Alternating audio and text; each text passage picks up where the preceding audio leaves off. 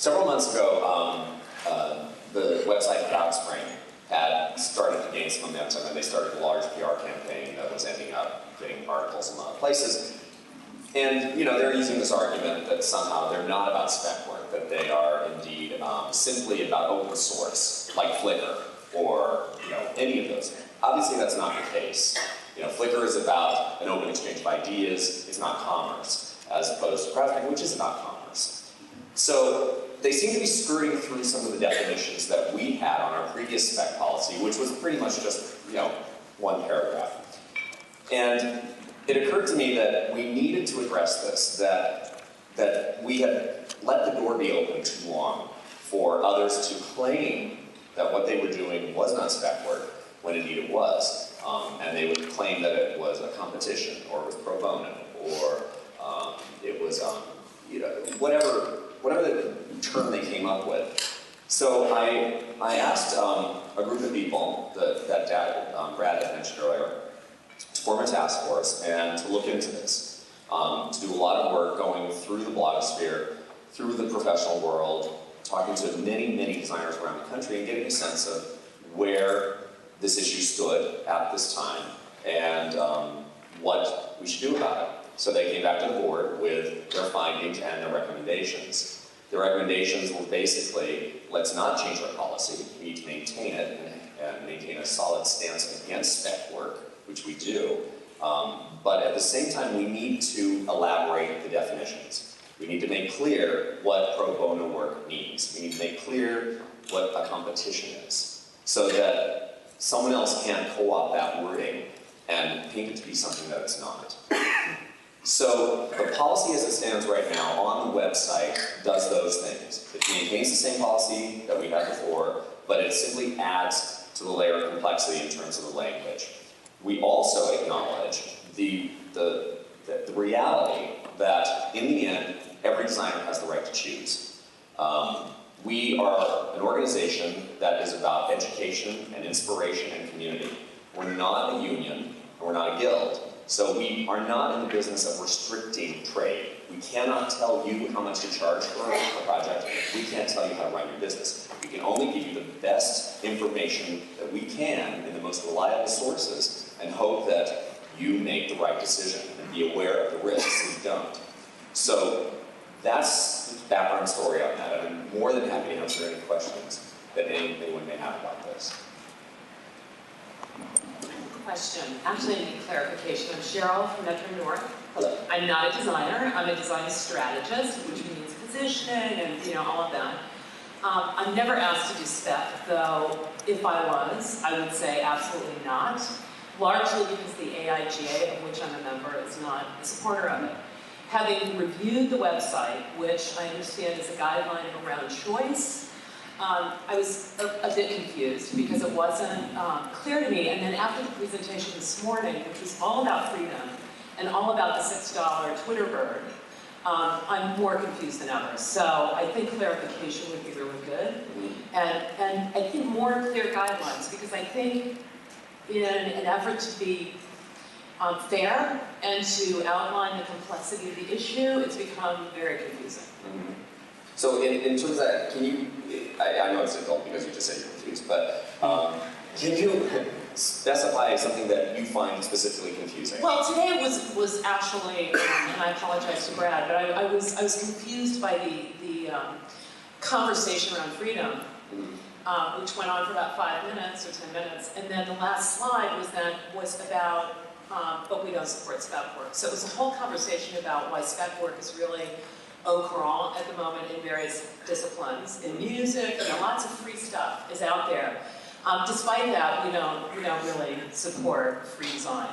Right. And we just also had a very global example of an identity that was $6. So I was thinking, well, does that mean we're supporting the $6 design identity, or so that's really the confusion. Right. Okay, that makes sense. I understand.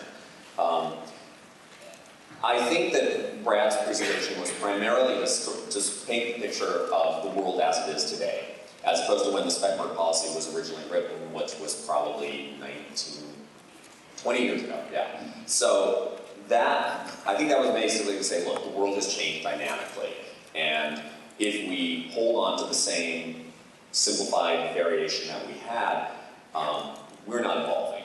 We're not addressing evolution. And we are barricading ourselves behind the castle walls while the world around us changes. So, but at the same time, freedom means freedom of ideas. Freedom, I believe that the web is about free exchange of ideas, free idea of inspiration. It's not about, let me turn over my professional services to you for nothing. And so, as an organization, we stand against the concept of spec work, but we do understand that there are many variations of it out there, and we respect the designer's choice, or freedom of choice, that they have the right to choose in the end, that we, as an organization, cannot from the top down restrict you, as a designer, that we hope you would make the right informed choice. Is that? I'm still confused. Okay. I'm sorry. So we don't support spec work. No one wants you to do it. Well, they might. But if you do decide to do it, we're not kicking you out. We would hope you would take the information that we've given you and make a decision that's based on your professional life and how it can be helped with this policy. But we're not going to discipline you if you do decide to make that choice. So there's not spec jail. There's not spec jail. Yeah, it's like smoking. Certainly the American Cancer Association can tell people, not a good idea, don't smoke. Here are the good reasons why you shouldn't smoke. But they're not hunting people down in the streets. So it's... Not yet, although they're close. They're close, yeah. So, because if we don't give people the freedom of choice, what's the alternative? Do we hunt? Do we kick them out? Do we, berate them publicly or flog them? We can't. So, and we shouldn't. We should respect people's decisions, even though they may not be the ones that we would make or advise. Is that? That was a little bit. Okay. We don't support spec work, pure and simple. That's good. That's it. That's okay. my point. Yeah. Right. Thank you. Deidre from Cincinnati chapter. I kind of want to elaborate. Mine kind of goes along with that, kind of the same with that. Oh, sorry, let me stand up here. My question is on kind of giving us the tools of defining paid spec work and how to follow up with paid spec work. Like if we present, they give us, you can get, 20, 30 grand, to give an idea, but then they say, no, I don't want to use it, but then they do use it. Giving us the tools to, give us lawyers to help fight that, I think that's better than just saying it was defined as, no, we do not support spec work. And for me, I do work with the Civic Garden Center, which does make profit, and they, that campaign got me a new job. So that's paid, even though it's not money. So it's trying to define pro bono versus volunteer work. Every single person here volunteered their time to design these materials. Right. I don't know anybody who got paid to design these materials. So it's trying to define the line between spec work, paid spec work, pro bono, volunteering, whatever you want to call it, when you're not getting a paycheck for the money. Right. And so I came out confused like you, just no? Really? How am I supposed to take a no back and make my community respect me and respect what I do, but maybe they can't give me a paycheck? Right.